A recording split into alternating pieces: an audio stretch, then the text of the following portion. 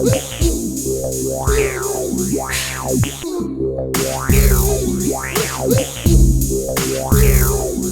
is up, guys? We are back.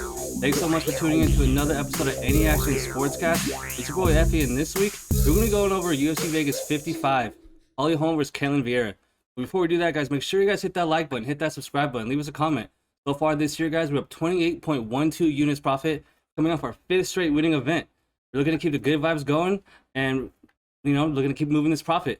Before we do that, guys, go ahead and look over our bets at UFC Vegas 54, where we made 2.93 units profit. It was a good night for us, and I gotta say, it all came down to Ketlen beating Amanda Rebus. We had her via decision at plus 130, 1 unit to win 1.3. We had her straight up at minus 170, 2 units to win 1.17, hit that as well. We also had Viviana Ruggiero, plus 100, half a unit to win half a unit, hit that. We also had a parlay that hit plus 115, Chicadian and Davy Grant, 1 unit to win 1.15. And our only loss, guys, came on Rockets versus Lachowicz, 3.5 rounds over minus 120, 1.2 units to win 1. And guys, to lose that bet on Rockets blowing his knee out like that, you never want to see a fighter get hurt. And it really sucked because I did feel good about that bet, and I thought that we were on our way to cashing another bet. We're one bet away from getting a sweep, but oh well, that's the name of the game. And for the main event at UFC Vegas 55, we have Holly Holm versus Ketlen Vieira. The line currently sits Holly Holm at minus 240, the underdog Vieira at plus 195. I gotta say, guys, I agree with that line. I think that line's gonna get steamed by the time the fight starts. And I wouldn't be surprised to see Holly Holm around minus 260, minus 280 by the time the fight starts. Let's get into it. The very first thing that stands out when you look at this fight is the age gap. Holly Holm's gonna be 41 years old soon. She's gonna be 10 years older than Ketlen in the cage here. And that's hard to bet on a fighter that's so old compared to their opponent. But guys, I think she's better every single area this fight's gonna take place. I think she's obviously better on the feet. She was gonna throw more volume. She's better defensively with her strikes, footwork, closing distance. And in the ground, I think she has great takedown defense to where she's going to keep this fight on the feet for 25 minutes and just piece her up to a decision here. I don't see a path to victory for Ketlen Vieira. I don't see how she's going to get her down for 3 rounds out of 5 or look for a submission here. She has 1 submission win in her whole entire UFC career, and I don't see either getting a finish either. On Holly Holm's end, she only has 2 finishes herself. Holly Holm's 75 in the UFC, which I thought was surprising. I thought her record in the UFC would be better. If you look at the people that are beating Holly Holm, Ketlen Vieira is just not on that same level. You have Amanda Nunes, Valentina Shevchenko, Miesha Tate, and Chris Cyborg. Guys, all those girls would smoke Ketlen Vieira. Now, I know you can't, take your experience into the octagon with you and have that fight for you, but I just think that Holly Holm's a safe parlay piece here. I think the fight goes to the distance is also a safe play here. Because, guys, like I said, neither girl has shown they have finishing ability where I just don't see how it's going to happen. I think this fight goes the distance. I think it's going to go over. I think Holly Holm wins via decision. So for our pick, guys, it's going to be Holly Holm via decision. And in the co-main event, guys, we have a straight banger. Talking about Santiago Ponzinibbio versus Michel Pereira. Line currently sits Michel minus 115, Santiago minus 105. Line super close, and I gotta say, I agree as well. I think this is going to be a real close fight, but I do lean to Pereira. I think even though he's shown to be wild in the cage, I think he's progressed and shown, to improve his fight IQ. Although I do think Santiago has a very clear edge in experience and, level of competition fought in the UFC. I think that Michel has shown improvements fight by fight. I was really impressed by how he handled the Chaos Williams fight. With someone who has such a power threat in Chaos Williams, the whole point of the fight is to, not avoid, that one shot, or to avoid that one shot and not get clipped. And he did get clipped, but he did go down. He was smart enough to keep moving in the cage, and that was after he had that crazy fight where he was dancing around like an idiot and he pulled that slap. But people forget about in that Zilim and Madaya fight, Michel Pereira actually suplexed him. His grappling's no joke. He's a pretty strong 170 guy, and I don't know how he makes that weight.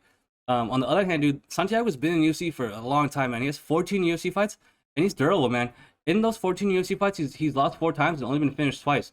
So I think that if Michel's gonna win this fight, he's gonna have to win a decision. So his gas tank's gonna have to hold up for 3 whole rounds. Now that comes into question when he's dancing around doing all these antics. But I just don't think that's gonna happen. I think that he's really figured out that he needs to take this serious, and he has potential in my opinion.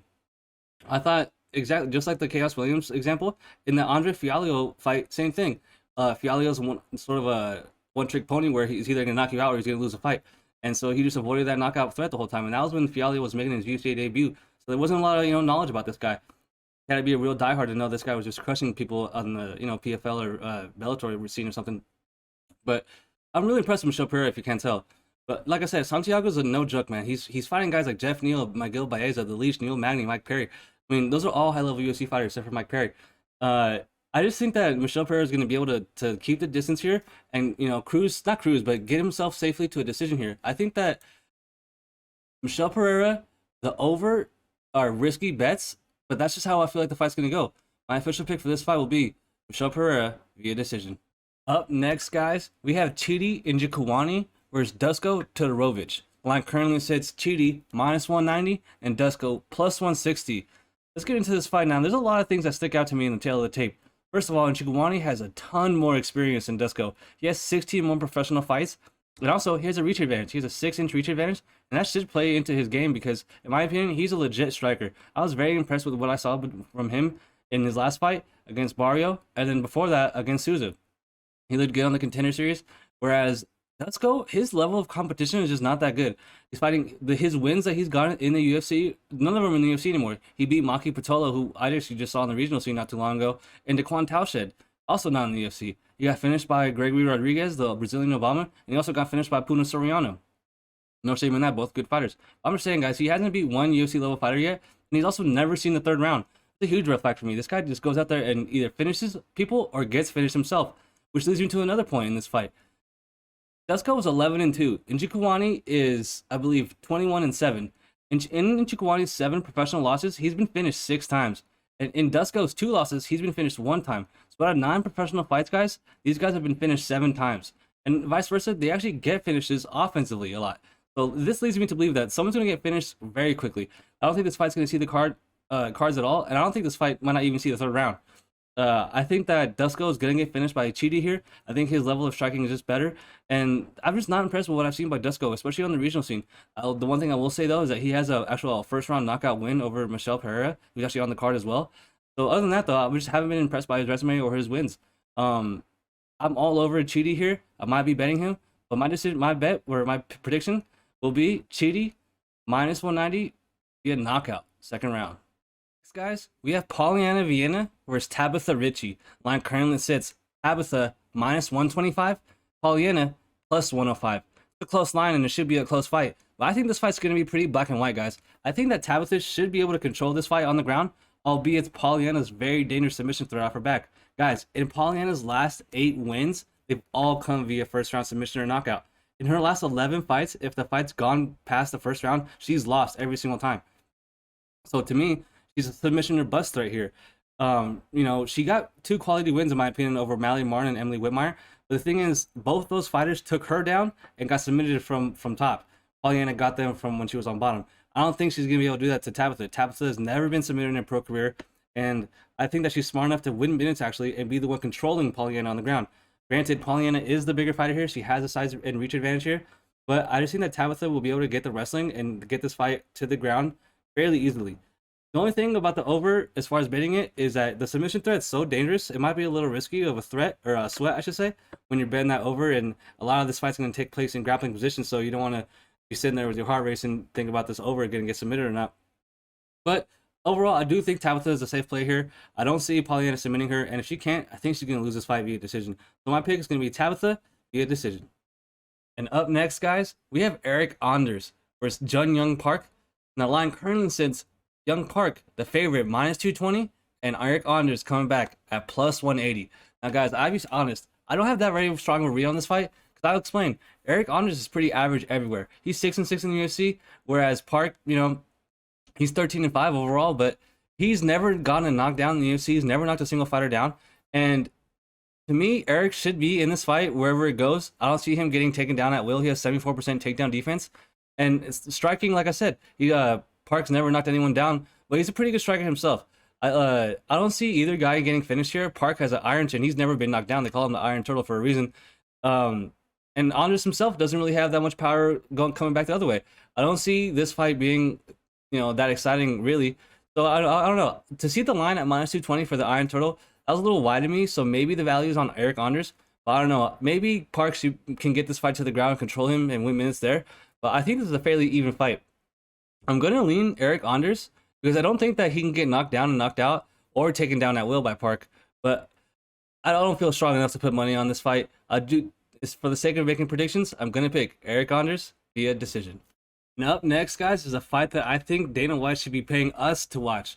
Talking about Joseph Holmes versus ALEN AMEDOVSKI. Joseph Holmes is 7-2, currently the favorite at -200. ALEN, the underdog, at +165. Now, guys, between both these fighters, there is 0 UFC wins. I have no idea how this fight's even in the UFC, how these guys are still fighting in the UFC, but whatever, let's get into it. Joseph Holmes will be a huge fighter compared to AMEDOVSKI here. He is 6'4" with an 80-inch reach, whereas ALEN is 5'10" with a 74-inch reach. So, you know, he's a bigger fighter here. And as far as ALEN, the way he fights, he just goes in there and just brawls. If you look at his record, guys, take a look at it right now. Round 1 finish, round 1 finish, round 2 finish, round 2 finish, round 1 finish. Guys, he's in there going to knocking guys out. He's never seen the third round, apparently. I don't think he's won any decisions.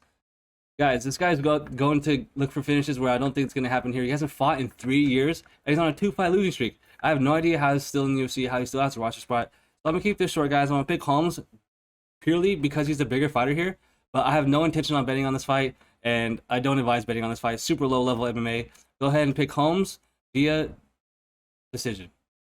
Up next, guys, we have Jailton Almeida versus Parker Porter. Now, this fight's actually happening at heavyweight. The line currently sits Parker Porter, the underdog, +450, and Almeida, the crazy favorite, at -700. Now, I don't know, guys. I don't know if I agree with that, because I'll be honest, when you go up a weight class, like, you should be the favorite. I get it. Almeida's a better fighter. He's looking like a beast.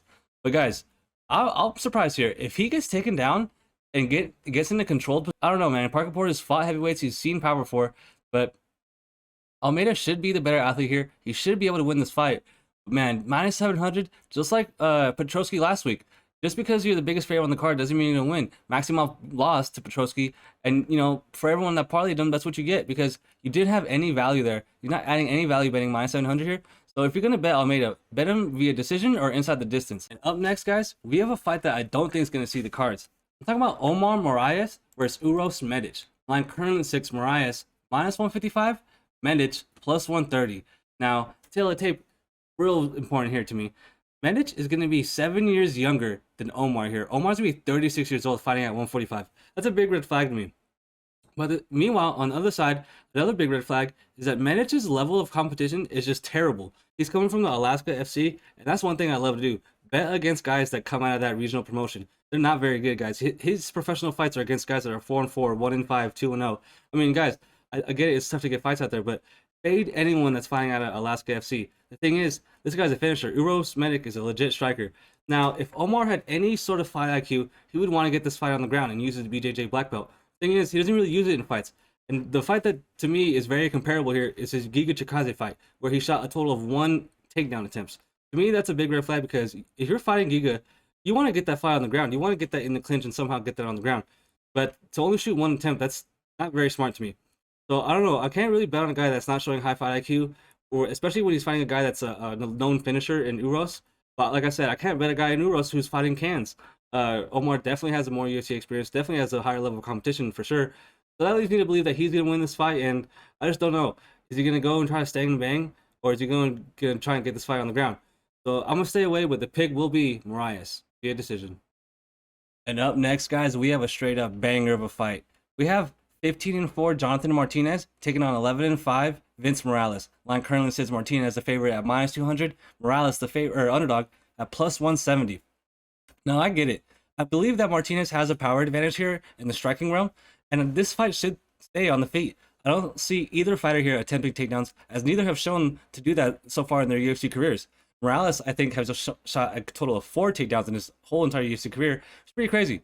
But I do say Morales is good. Morales is well-rounded everywhere. I don't think he's outmatched clearly anywhere in this fight, and he should be in it. The thing is, I think that Martinez's volume and power should eventually win him the fight. I do think that this fight might end before the cards. So if you're going to play it, maybe go ahead and play Vince or Jonathan via finish. Although I do think that Jonathan will win. Like I said, I do think he has a power advantage. In a 50-50 fight, something that slight of an edge might be the deciding factor here. Both guys are really good, man. And I just will have to stay away from this fight because how even it is. At that price, I'm not going to lay -200, 2-1 favorite. But I do think Martinez is going to win. I'm going to go ahead and say via second round finish. And up next, guys, we have Chase Hooper taking on Felipe Corrales. Line currently sits Chase Hooper, the underdog, plus 140, and Felipe, the favorite, at minus 160. And I gotta say, guys, I'm all over Felipe Corrales here, and I can't wait to bet against Chase Super. Because, guys, I don't think Chase Super is UFC level. I get it. The kid's a nice kid, and he seems to be a fan favorite. But I just don't think he's on the level of other UFC fighters here. And if he can't submit his opponent, he's screwed. On the feet, he's nowhere near UFC level, and it shows in his fights.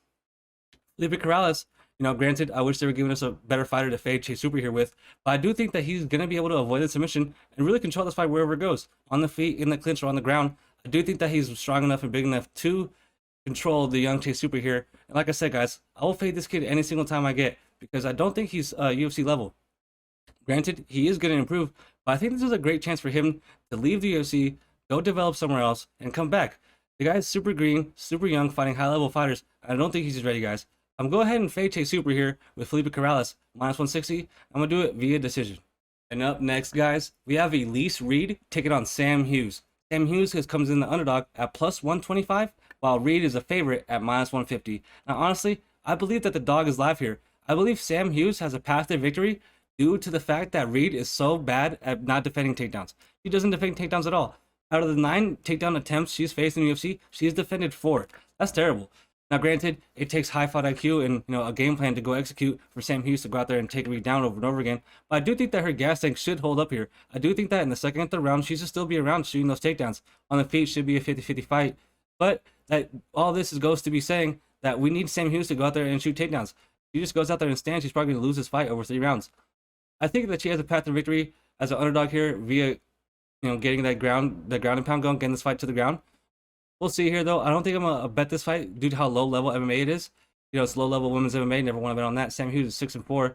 It's kind of tough to put your money on a 6-4 fighter. But I do think that she has a path to victory here. We'll see what she decides to do, but I'm going to go ahead and pick Sam Hughes via decision. And now, it's time to go over our official bets for UFC Vegas 55, Holm vs. Vieira. To start the night off, guys, we have Sam Hughes at plus 125, 1 unit to win 1.25. After that, we have Chase Super vs. Felipe Corrales. Fight goes the distance, minus 105, 1.05 units to win 1. After that, we have Porter Almeida over 1.5 rounds, plus 100, 1 unit to win 1. After that, we have Michel Pereira, minus 115, 1.15 units to win 1. We also have Holm via decision, plus 100, 1 unit to win 1. And to top off the night, guys, we have a 2-leg parlay at plus 111 odds, 1 unit to win 1.11. We have Holm versus Victor Martinez. Guys, I feel great about these bets. Sam Hughes as an underdog, I feel I can get it done using her wrestling. Hooper Corrales, neither guy has been finished in their pro career. I think that fight goes to the distance. And then Porter Almeida is a risky bet, but I do think Porter's size is going to be able to have him avoid the finish on the ground when he does get taken down. Michel Pereira is obviously a risky bet, consider how much of a wild man he is in the octagon. But I do think he's on the rise. And then Holm's a decision machine. I don't think she's going to finish her opponent here. And I just think that she's a better fighter, so I'm going to take her via decision.